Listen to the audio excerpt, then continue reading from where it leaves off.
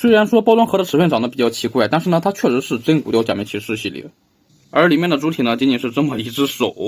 最离谱的是真骨雕欧兹的关节竟然和它不能够相互连接，那它这个只是个摆件吗？还要这么贵？嗨，帅哥，给个3连呗！哎，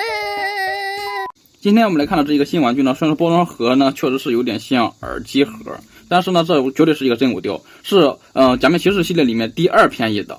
最便宜的真骨雕呢，就是那一个兽医的披风嘛，这一个就是安库手，它也好歹算是一个角色嘛，那披风真的是纯纯配件包了。隔壁奥系是更过分，隔壁奥系的那一个盖亚真骨雕的配件包也能做成真骨雕，就一个特效件竟然做成真骨雕，太离谱了。而你说这个真骨雕包装盒奇怪的话，可以看到厚度是和普通的真骨雕一样的，宽度也一样，只是短了这么一截。这一个安库手呢，售价是税前3600日元，然后呢，那盖亚配包我记得是4000来着，现在价格比起来的话，好像是这个更贵一些。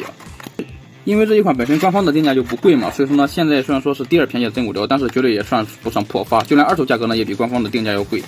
所有的内容物呢可以看到就是一个真骨雕标配的说明书，然后就是这么一个地台、支架，以及这么一个上层系数呢，就是放了一些安抚手还有它的一些配件。然后呢，它这个是透明的，和平常的真骨雕不一样。平常的真骨雕都是像是一个下层系数一样嘛，是一个白底，然后透明盖子。这下层是只有一堆硬币，数了一下，一共是4板细胞硬币，每一板上面都有24个，还不少呢。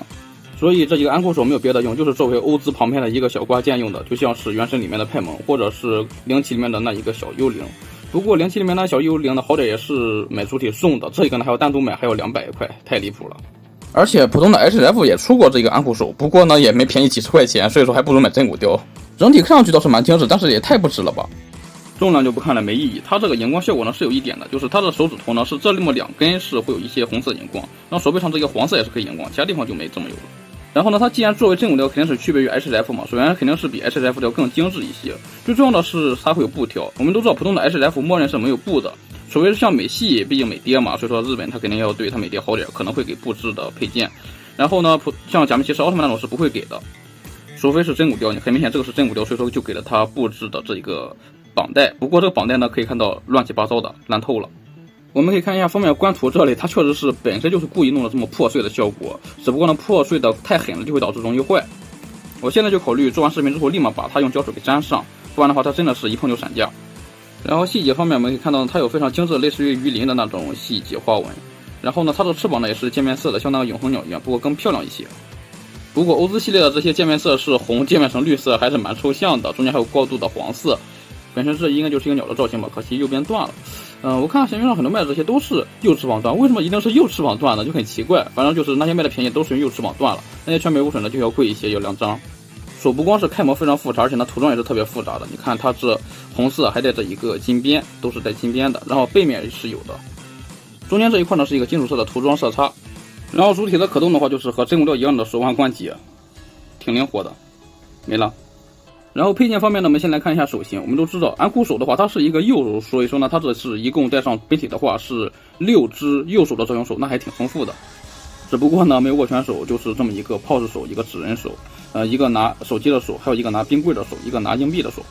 而这些手机呢，虽然说屏幕的边缘处有点涂歪了，但是整体算得上是精致，毕竟做了这么小一个嘛。背后呢，它是没有做出来那一个 logo 的，不过什么手机大家都知道。这一个冰棒的话应该是橙子味的吧，可以看到它这个木棒的质感做的是真不错，和这个牙签的真木头已经是非常接近了。还是那句话，你可以不相信万代的品控，但是你必须要相信万代的开模精细程度。这么小这么精细的细节呢，也能给你做的特别好。只不过呢，它的品控真是使得要命啊！可以看到它的金边呢涂的异色以及涂不够的太离谱了。而我们有的那一个鸟男主的硬币呢，整体的造型是和这个一样的，只不过花纹还有颜色不一样嘛。最后就是除了支架以外的这4板细胞硬币嘛，可以看到呢水纹非常严重，而且是特别离谱的那种严重，是成型色没有上涂装，建议自己用银色喷一下吧。估计万代也是怕自己卖不出去吧，所以说就给了你这么多的细胞硬币作为卖点。虽然说各种不同细胞硬币的图案呢都有给出来，但是呢你实在是不理解呀，涂一个银色很费劲吗？直接板喷费什么劲呀？这好歹是成品。然后注意一下，4板细胞硬币的话是分为2个 A 板2个 B 板，也就是说是2板一样的，另外2板是另外的图案。然后呢 B 版还和 A 版不一样， A 版你看的是24个没问题，但是 B 版你看它把 B 放到这里了，所以说就会导致缺一个硬币。好的，以上就是这一个安库手的情况了，我的偏友是完全不值，对吧？但是呢我就想把它改到这个欧兹上面，它之所以连接不上，就是它这一个